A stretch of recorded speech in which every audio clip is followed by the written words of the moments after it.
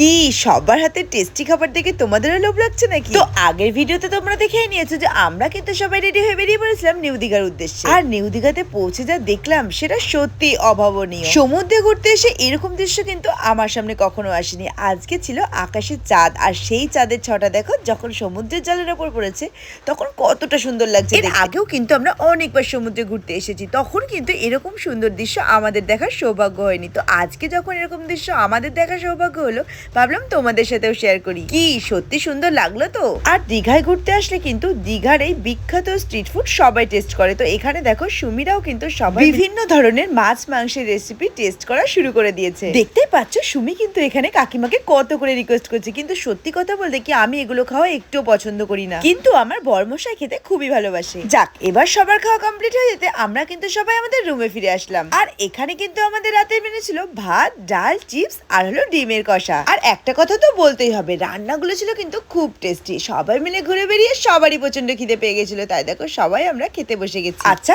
তোমরা এবার বলো তো তোমাদের কার কার ডিম খেতে খুব ভালো লাগে?